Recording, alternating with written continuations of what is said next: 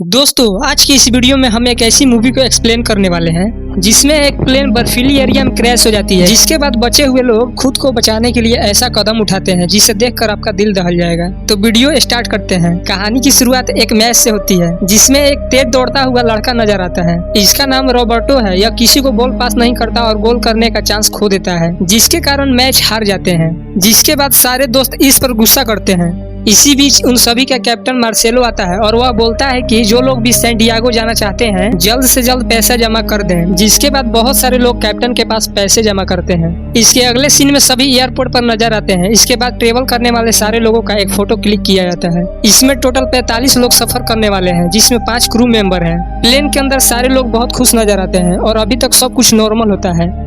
थोड़ी देर बाद सभी को सीट बेल्ट बांधने के लिए कहा जाता है। इसी दौरान सभी को एक जोर का झटका लगता है जिसमें एक लड़का ऊपर टकराता है। यह देखने के बाद सभी लोग डर जाते हैं।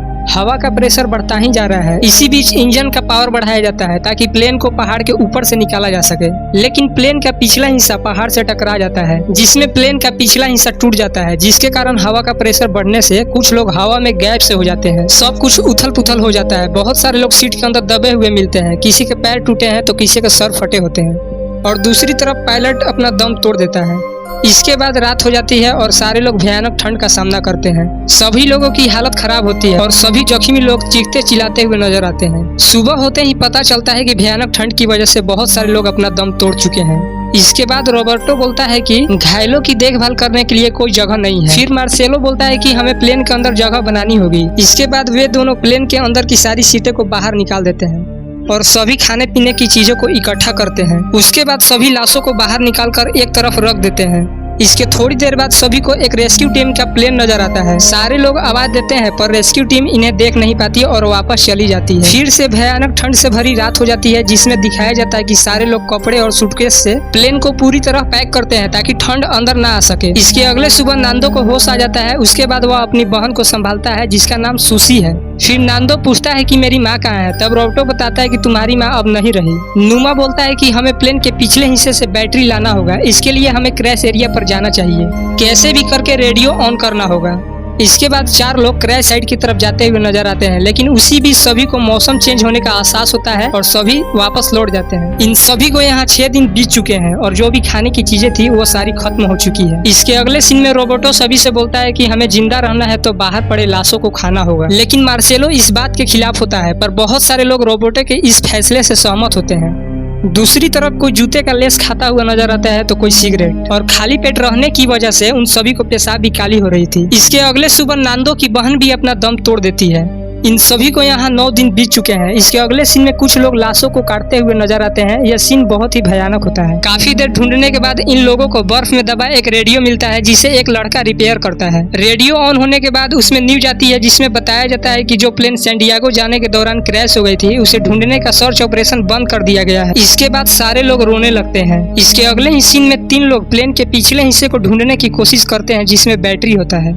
देखते ही देखते रात हो जाती है और सुबह होते ही दिखाया जाता है कि इन तीनों के ऊपर एक हल्की बर्फ की परत जमी है। इसके बाद सभी लोग एक दूसरे को शायरी सुनाकर मनोरंजन करते हुए नजर आते हैं, लेकिन थोड़ी ही देर बाद एक बहुत तेज तूफान आता है जिसमें सारे लोग बर्फ के अंदर दब जाते हैं। फिर जैसे तैसे करके सभी बाहर निकलते हैं। कुछ देर बाद फिर से एक और तूफान आता है जिसमें कुछ लोग बर्फ में दब कर मारे जाते हैं, जिनमें कैप्टन मार्सेलो भी होता है। और बचे हुए लोग अभी भी बर्फ के अंदर दबे हैं और जैसे तैसे सर्वाइव करते हुए नजर आते हैं। और काफी कोशिशों के बाद ये लोग बाहर निकल जाते हैं और इन सभी को थोड़ी राहत मिलती है। इसके अगले सीन में 4 लोग पूरी तैयारी के साथ प्लेन के पिछले हिस्से को ढूंढने के लिए निकल पड़ते हैं। थोड़ा आगे जाने के बाद नुमा के पैरों में चोट लग जाती है जिसके कारण वह वापस लौट जाता है और आगे का रास्ता सिर्फ 3 लोग ही तय करते हैं। एक लंबा रास्ता तय करने के बाद उन्हें प्लेन के पिछले हिस्से से बैटरी मिल जाती है और इस बैटरी से एक बल्ब जलाकर चेक करने पर पता चलता है कि बैटरी बिल्कुल ठीक है। और इसी बैटरी से प्लेन के रेडियो को ऑन करके बाहर कांटेक्ट करने की कोशिश करते हैं पर कांटेक्ट नहीं हो पाता है। उन सभी को रेडियो के माध्यम से एक न्यूज मिलती है जिसमें बताया जाता है कि क्रैश हुई प्लेन को फिर से ढूंढा जाएगा।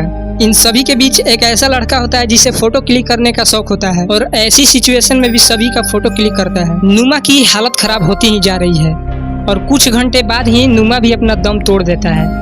इसके बाद रोबर्टो बोलता है कि हमें जल्द से जल्द यहाँ से निकलना होगा। इसके बाद रोबर्टो अपने साथ 2 लोगों को लेकर बाहर निकलने का रास्ता खोजता है। इन्हें रात के समय बहुत मुश्किलों का सामना करना पड़ता है। सुबह होने के बाद रोबर्टो बोलता है कि खाना सिर्फ 1 हफ्ते का ही बचा है। इसके बाद नांदो बोलता है कि किसी एक को क्रैश एरिया पर लौटना होगा, जिसके बाद तीसरा आदमी वापस लौट जाता है और आगे का रास्ता नांदो और रोबर्टो ही तय करते हैं। दूसरी तरफ प्लेन के अंदर बचे हुए लोग मदद का इंतजार कर रहे हैं। नांदो और रोबर्टो बर्फीली एरिया के कठिन रास्तों को पार करके काफी दिनों बाद एक नदी किनारे पहुंच जाते हैं। इसके तुरंत बाद इन दोनों को नदी के उस पार घोड़े पर सवार एक आदमी दिखाई देता है, जिससे हेल्प मांगते हैं। लेकिन पानी का बहाव ज्यादा होने के कारण इन दोनों की आवाज नदी के उस पार नहीं पहुंच पाती है। जिसके बाद वह आदमी इन दोनों की तरफ एक कागज को पत्थर में लपेट कर फेंकता है। इसके बाद नांदो उस कागज पर सारी बातों को लिख देता है। इसके बाद वह आदमी इस पेपर को रेस्क्यू टीम को सौंप देता है। बहुत दिनों बाद नांदो और रोबर्टो को कुछ ढंग का खाने को मिलता है। इसके अगले सीन में रेस्क्यू टीम क्रैश एरिया पर फंसे हुए लोगों को बचाने के लिए पहुंच जाती है और इन सभी को यहाँ से निकाल लिया जाता है।